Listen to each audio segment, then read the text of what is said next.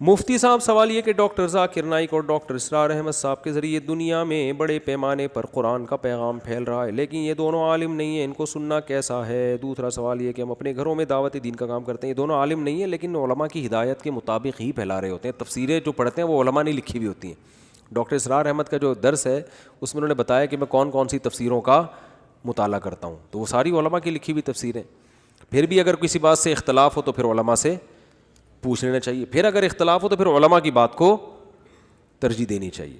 باقی دیکھو دنیا میں 100% کسی سے مطمئن ہوگے تو پھر تو کوئی بھی آپ کو ٹھیک نہیں ملے گا، تو خیر دیکھی جاتی ہے کہ غالب کیا ہے۔ ڈاکٹر اسرار احمد صاحب نے لوگوں میں قرآن کا شعور بیدار کیا ہے۔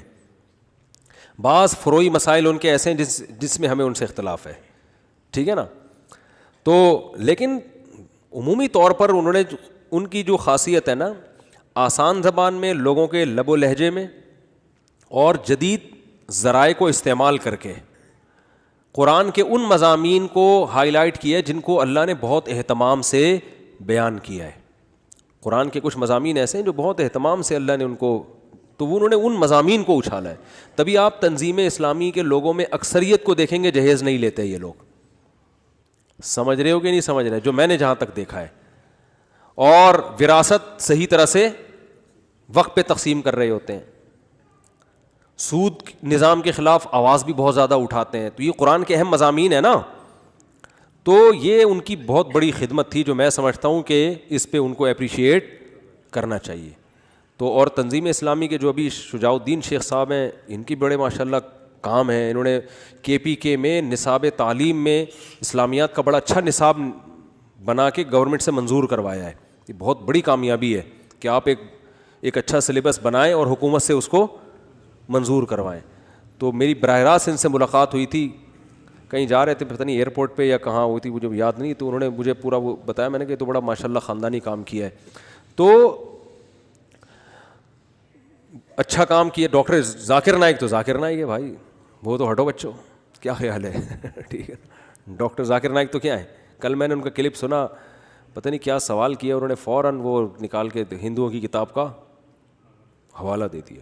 ابے یار ہندوؤں کی کتابیں بھی رٹی ہوئی ہیں، عیسائیوں کی بھی رٹی ہوئی ہیں، پارسیوں کی بھی رٹی ہوئی ہیں، صفحے نمبر بھی رٹے ہوئے ہیں ان کے، کیا حافظہ ہے بھائی، پتہ نہیں چیک کروانا چاہیے کوئی اندر۔ میں نے پوچھا تھا ڈاکٹر صاحب سے، میری ملاقات ہوئی، میں نے کہا کوئی خیریت، کوئی کیا کھا کیا رہے ہیں آپ کھاتے کیا ہیں؟ میں نے کہا یہ والے بادام تو ہم نے بھی ٹرائی کر کے دیکھیں، جو یہ بادام نارمل جو بادام ہے، یا تو یہ بادام چائنا کے ہوں گے یا کوئی، تو گاڈ گفٹڈ صلاحیتیں اللہ نے دی ہوتی ہیں بعض لوگوں کو۔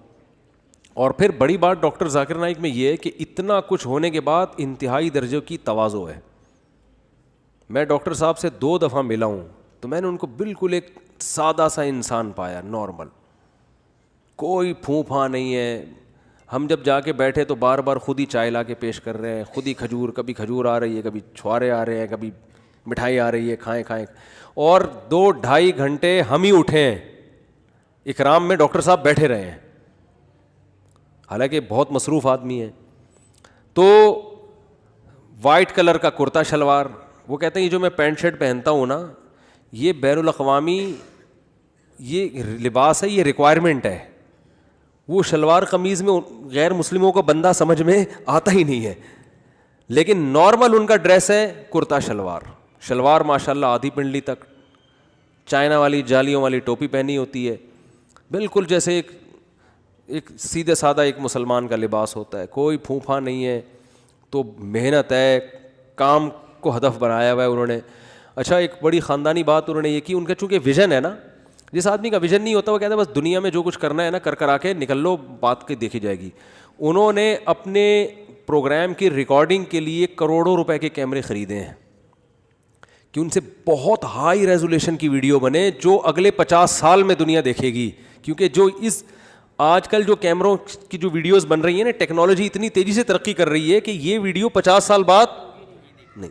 تو انہوں نے کہا میں ایسا کام کرنے والا ہوں کہ انویسٹمنٹ تو ٹھیک ٹھاک ہو گئی ہے کروڑوں روپے کی، لیکن یہ ویڈیوز 50 سال کے بعد لوگ دیکھیں۔ کون سی ویڈیوز؟ یہ بھی سن لیں۔ انہوں نے کہا جب میں انڈیا میں بیان کرتا تھا, اسپیچز تھی میری اور پروگرام ہوتے تھے, تو مجھے بہت سے غیر مسلموں نے کہا, حکومت کے اہلکاروں کی طرف سے بھی کہا گیا کہ آپ اسلام کی تبلیغ کریں, آپ اسلام کو ڈیفائن کریں, ہمیں اعتراض نہیں ہے. یہ جو بہت سے ہندو مسلمان ہو رہے ہیں نا, یہ چھپڑ میں ٹھیک ہے, کھلے عام اس کی اجازت, بولو, یہ کیمرے میں ریکارڈ نہ کریں, آپ یہ کیمرے میں ریکارڈ نہ کریں. بھائی چھپڑ میں ہندو مسلمان ہو گیا ٹھیک ہے, کیمرے کا مطلب تو آپ تو باقی ہندوؤں کو بھی دعوت دے رہے ہو, باقی عیسائیوں کو بھی. بھائی ایک عیسائی کیمرے کے سامنے اسلام قبول کرتا ہے, دوسرا بھی بولے گا یار یہ کون سی چیز ہے اسلام میں جو یہ اسلام قبول کر رہا ہے, تو میں بھی تو ریسرچ کروں نا. تو ڈاکٹر صاحب کہتے ہیں کہ میں اس پہ ایگری نہیں ہوا. میں نے کہا پورے 2 گھنٹے کی تقریر یا پروگرام ایک طرف, ایک غیر مسلم جو اسلام قبول کر رہا ہے اس سے جو موٹیویشن مل رہی ہے دوسروں کو, وہ ایک طرف. لہذا انہوں نے کہا یہ مناظر آج سے جب 50 سال بعد دیکھے جائیں گے نا ان بھاری بھرکم کیمروں سے, تو دیکھو اپنے دنیا سے جانے کے بعد کی ایک بندہ سوچ رہا ہے, ورنہ اتنی انویسٹمنٹ کیوں کرے بھائی, وہ آدمی کیا یار یہ کچھ اور کر لے اس سے انسان. تو یہ ویژنری لوگ ہوتے ہیں جو بہت دور کی سوچ رہے ہیں, ان کا ایک ویژن ہوتا ہے کہ ہم نے دنیا سے جانے کے بعد, کام تو دنیا سے جانے کے بعد شروع ہوگا. سمجھتے نہیں ہو تو رہنے دو, ایسے ہی ٹھیک چل رہا ہے. اچھا میرے بھائی, اچھا ڈاکٹر ذاکر نائک, دیکھو ہر آدمی کی اپنی فیلڈ ہے, کسی کو کسی کی وجہ سے ملامت.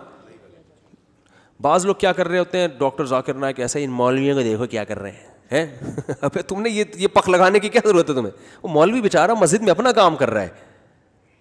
دیکھو اگر میری مسجد میں ہماری مسجد کے مولوی صاحب نہ ہوتے جنہوں نے ہمیں 30 سال نماز پڑھائی, تو سب سے پہلے انسان کا لنک اپنے محلے کی مسجد سے ہوتا ہے, وہاں سے وہ اسلام سیکھتا ہے, باقی تو بعد میں آگے جاتا ہے. سب سے پہلے جو اسلام کا انٹروڈکشن ہوتا ہے نا وہ اپنے محلے کی مسجد کے امام سے ہوتا ہے. تو اگر کسی نے آپ کو نورانی قاعدہ بچپن میں پڑھا دیا یا آپ کو نماز پڑھا دی تو وہ بھی کم نہیں ہے. تو کسی کی تعریف میں کسی دوسرے کو نیچا مت دکھاؤ. ایک صاحب کہنے لگے ابے یہ اتنے مولانا کیا کر رہے ہیں, یہ مولویوں کو دیکھو, کوئی مفتی اعظم بنا ہوا ہے, کوئی کیا بنا ہوا ہے, کام تو ڈاکٹر ذاکر نائک کر رہے ہیں. میں نے کہا یقیناً کر رہے ہیں. حضرت مفتی تقی عثمانی صاحب کی کتابیں جو عیسائیت پر ہیں, ڈاکٹر ذاکر نائک نے وہ کتابیں پڑھی ہیں اور وہ خود بھی معترف بھی ہیں اس کے.